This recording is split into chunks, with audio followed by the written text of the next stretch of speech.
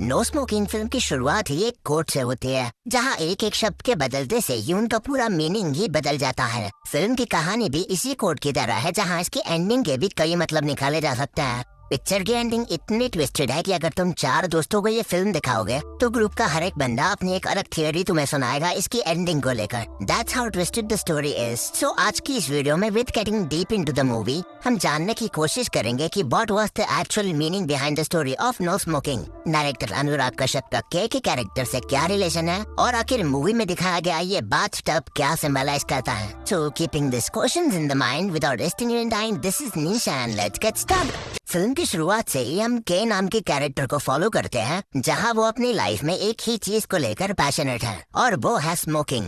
जहां उसे सिगरेट छोड़नी तो बिल्कुल नहीं है, मगर उसके आसपास वाले हमेशा उस पर दबाव डाले रखते हैं। जिसके बाद वो जैसे तैसे अपनी स्मोकिंग छोड़ने के लिए एक रिहैबिलिटेशन सेंटर में एंटर करता है, नेम्ड प्रयोगशाला, जिसे चलाते हैं Baba Bengali, played by Paresh Rawal. And things starts getting interesting after this. हम पूरी फिल्म को अब के पर्सपेक्टिव से देखते हैं, जहां सुपरनैचुरल चीजें होना शुरू हो जाती हैं। So what was this shift? क्या के पूरी फिल्म में बस हैलुसिनेट कर रहा था, या फिर बाबा बंगाली एक्चुअली रियलिटी बैंड करते हुए उन्हें कंफ्यूजन में डाल रहे थे? सवाल तो बहुत है, तो जरा शुरू से शुरू करते हैं। Even before the movie came into existence, no smoking को लिखा था अनुराग कश्यप ने, जिनकी पहली फिल्म 5 को उसकी मैच्योर कंटेंट की वजह से सेंसर बोर्ड ने बैन कर दिया था, और उनकी दूसरी फिल्म ब्लैक फ्राइडे को तो खुद गवर्नमेंट ने। अब जहां उनकी फ्रस्ट्रेशन बढ़ती जा रही थी उनके मैच्योर कंटेंट को लेकर, वही दूसरी तरफ उनकी सेंसर बोर्ड से लड़ाई तो उसके बाद भी जारी ही रही। मगर अब एक पिक्चर भी तो रिलीज करनी थी ना यार। सो उस वक्त पर उन्होंने अपनी स्मोकिंग की आदत और खुद को बेच करते हुए नो स्मोकिंग की स्टोरी लिखी, जिसे खुद हेल्थ मिनिस्ट्री ने खुशी खुशी पास किया without even taking deep into the movie. While thinking it is an anti-smoking film, इसके नाम की तरह, जहां अनुराग खुद भी फिल्म के इवेंट रिलीज होने तक झूठ बोलते रहे कि ये एक एंटी स्मोकिंग फिल्म है, जिसके बाद फाइनली ये फिल्म थिएटर्स में रिलीज हुई। लेकिन अगर ये फिल्म स्मोकिंग पर थी ही नहीं तो इसकी कहानी का क्या मतलब होता है, और आखिर के और कश्यप के बीच में क्या कनेक्शन है? एक्चुअली कहानी में जॉन इब्राहिम और कोई नहीं, अनुराग कश्यप खुद ही है। यस, जहां उसकी स्मोकिंग करने की आदत एक मेटाफोर है उनकी फिल्मों के लिए फ्रीडम ऑफ स्पीच को लेकर, या फिर उनके मैच्योर कंटेंट को लेकर जो वो लिखते हैं, जिसे हर कोई रोकना चाहता है, जिसमें सेंसर बोर्ड या फिर अथॉरिटीज और कोई नहीं, ये प्रयोगशाला ही है जो उसके ना चाहते हुए भी उसे ठीक करना चाहती है। अब अगर इस पर्सपेक्टिव से देखें तो पूरी कहानी ही स्ट्रेट फॉरवर्ड टॉन्ट है इंडियन सेंसर बोर्ड को, और तो और इवन उन मूवीज को जिन्हें यही सेंसर बोर्ड इजीली पास करता है। जैसे कि फिल्म में एक सेक्शन आता है जब अब्बास और के उनकी पुरानी यादें रिकॉल कर रहे होते हैं कि कैसे उन्होंने अपनी लाइफ की पहली सिगरेट पी थी, जहां वो पूरा सीन ही उन मूवीज को पैरोडी करता है जिन्हें यही सेंसर बोर्ड बहुत इजीली पास करती है। फिल्म में सेंसर बोर्ड या फिर बाबा बंगाली को एक तांत्रिक की तरह पोर्ट्रे किया गया है, जहां they resemble some kind of fake babas in a society जो कि काला जादू करते हैं, जहां उनके पास कोई क्वालिफिकेशन नहीं है, मगर तब भी वो तुमसे ऊपर है, या यूं कहूँ तो नीचे है, बहुत नीचे। जबकि पहली बार प्रयोगशाला में एंटर करता है तब हम उसे सीढ़ियों से नीचे जाते हुए देखते हैं, where he gets deeper and deeper into this पाताल लोक, जहां लेटर ऑन बाबा एक सीन में कहते भी है कि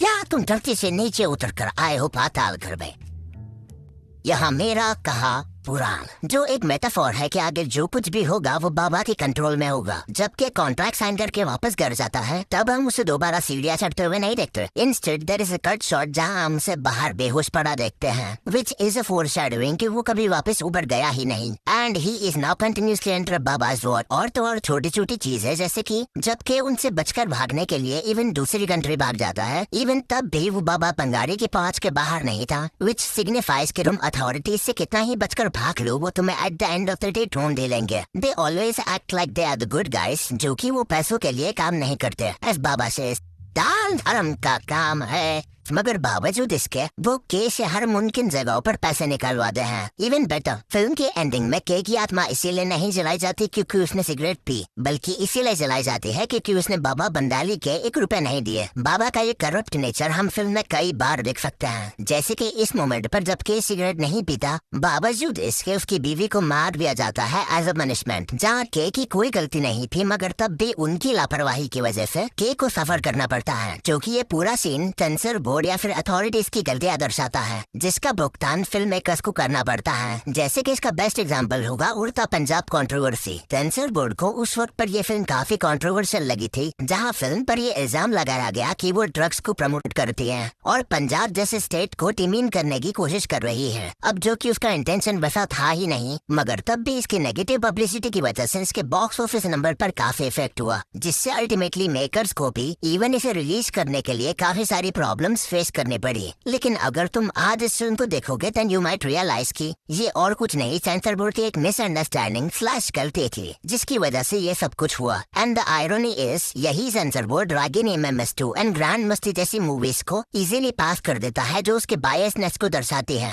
मूवी की स्टोरी टेलिंग काफी ज्यादा ट्रिपी है, जहां हम के पर्सपेक्टिव से ही चीजें होते हुए देखते हैं, जिसकी वजह से क्या रियल है और क्या फेक है ये बताना काफी मुश्किल है। जहां फिल्म की राइटिंग फ्रांस काफ्का की स्टोरी टेलिंग से काफी ज्यादा मेल खाती है, जहां हमारे मेन लीड को पता ही नहीं चलता कि उसके साथ हो क्या रहा है और मेनली कोई अथॉरिटेटिव फिगर उसे मैनिपुलेट करती है। मूवी में कुछ चीजें हैं जो कि अभी भी सेंस नहीं बनाती, जैसे कि के की वाइफ का कैरेक्टर और उसकी सेक्रेटरी का कैरेक्टर दोनों को ही सेम एक्ट्रेस ने प्ले किया है, बट के recognizes them as a different person. अब ये सब तो ठीक है, मगर कहानी के एंड में एक्चुअली हुआ क्या? के का इस सीन में बाथटब को देखना उसके आइसोलेशन को या फिर उसके पर्सनल स्पेस को रिप्रेजेंट करता है, जहाँ वो बाथटब ही एक ऐसी जगह थी जहाँ वो चैन से स्मोक करता, या फिर एक राइटर की ऐसी किताब जहाँ वो बिना किसी के नजरों में आए अपनी बातें लिखता। कहानी के अंत में के की आत्मा को एक वाटर चेम्बर जैसी जगह पर ले जाया जाता है उसे नहलाने के लिए, मगर शावर से पानी आने के बजाय जमीन आग बरसती है, जिसे कई हद तक मूवी में हिटलर के गैस चेम्बर की तरह शोकेस किया गया है, जहाँ लोगों की आत्मा जलती है। जिसके बाद ही वो खुद को अपने बेड पर पाता है। उसकी वाइफ एकदम सलामत थी और सब कुछ नॉर्मल लग रहा था, लेकिन इस बार कुछ तो अलग था। वो अब बदल चुका था। उसकी तो कटी हुई उंगलियां ये शोकेस करती हैं कि अब उसने अपनी आत्मा खो दी, या फिर मेटाफोरिकली एक राइटर ने अपनी सारी क्रिएटिविटी खो दी। जहाँ एक राइटर जिस उंगली से पेन पकड़ता है, आखिर में वही दो उंगलियां गायब हो चुकी थी।